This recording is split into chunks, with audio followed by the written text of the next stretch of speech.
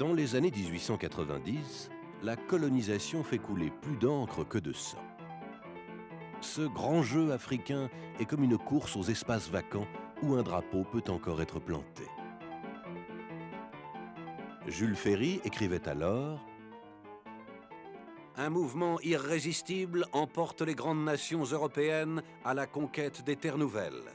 C'est comme un immense steeplechase sur la route de l'inconnu. » Mais qu'est-ce qui fait courir ainsi les Français et les Anglais?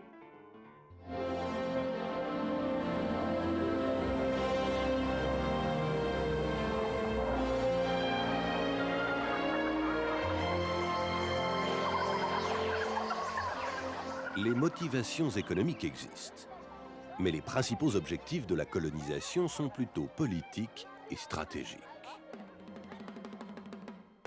Les Anglais veulent contrôler la zone du canal de Suez et de la mer Rouge, qui est pour eux une étape essentielle sur la route des Indes.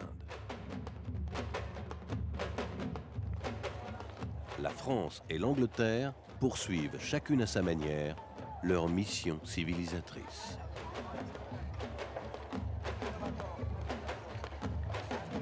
Les deux grandes puissances rêvent de construire des lignes ferroviaires transafricaines.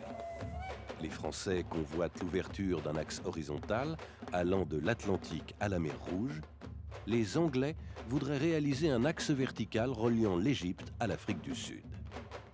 Ces deux axes se croisent dans une région du Haut-Nil dont le point sensible est Fashoda.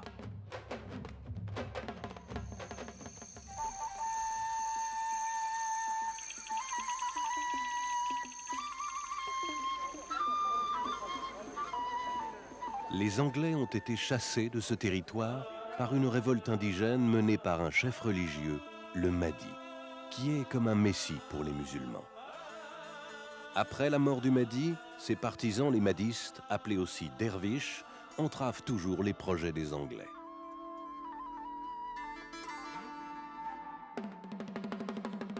La France profite de cette situation pour placer le capitaine Jean-Baptiste Marchand à la tête d'une expédition.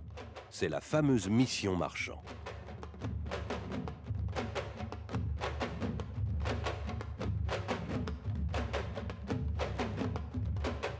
Partie de la côte ouest de l'Afrique pour rallier Fashoda, elle a pour but de préparer la jonction Atlantique-Mer Rouge.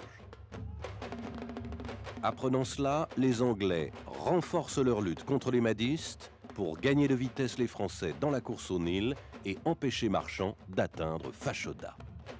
Dans le Petit Parisien du 26 décembre 1897, on peut lire « Il y a quelques jours, une sinistre nouvelle a circulé.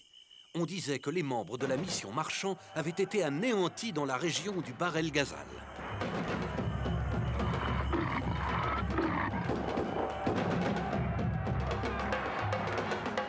Il faut rappeler qu'à 3 reprises, déjà, les Anglais ont fait courir le bruit du massacre de la mission Marchand. La nouvelle était fausse. Après de longs mois et de multiples péripéties, Marchand, ses sous-officiers et ses 150 tirailleurs sénégalais arrivent enfin à Fashoda le 10 juillet 1898. La place est libre. Les Français débouchent le champagne.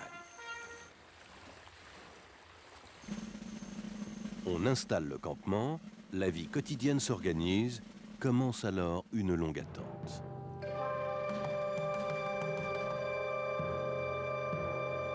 Où sont les Anglais? Que font les mahdistes? Pendant 1 mois et demi, les seules informations sont des rumeurs colportées par les indigènes Chilouks.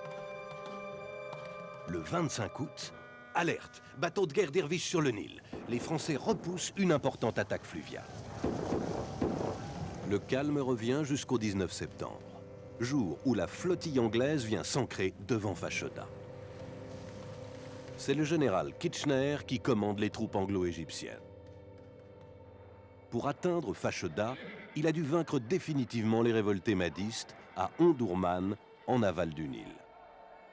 L'armée de Kitchener est composée de 2000 combattants. La mission Marchand ne compte que 150 hommes. Marchand est prié de rejoindre Kitchener à son bord. L'Anglais est coiffé à l'égyptienne. Rencontre courtoise, mais tendue.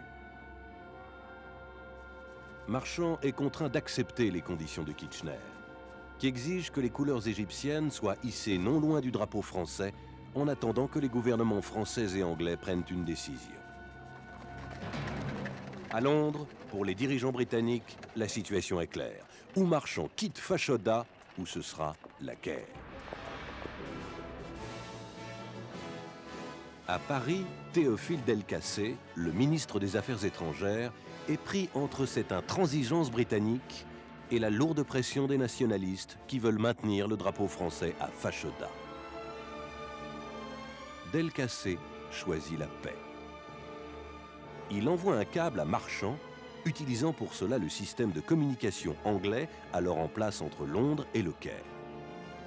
Marchand fait le voyage de Fashoda jusqu'au Caire pour venir lui-même en prendre connaissance. Le message lui ordonne d'évacuer Fashoda et de rentrer en France. En 1899, un journaliste parisien écrit « Retour chargé de tristesse, tant d'efforts perdus.